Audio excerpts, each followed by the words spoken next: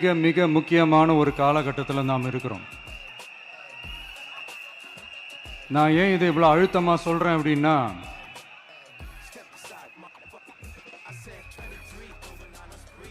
ஏதோ அழுத்தம் இருக்குமோன்னு நினைக்கிறீங்களோ? அழுத்தமா நமக்கா?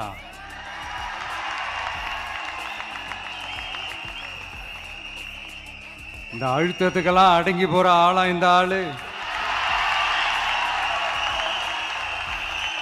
இந்த மூஞ்சா பார்த்தா அப்படியா தெரியுது உங்களுக்கு?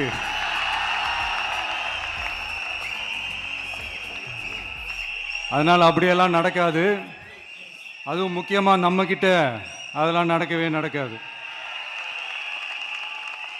ஆனா அழுத்தம் இருக்குதான்னு கேட்டீங்கன்னா இருக்குது. அது நான் இல்லைன்னு சொல்ல வரல. நமக்கு இல்லை, மக்களுக்கு.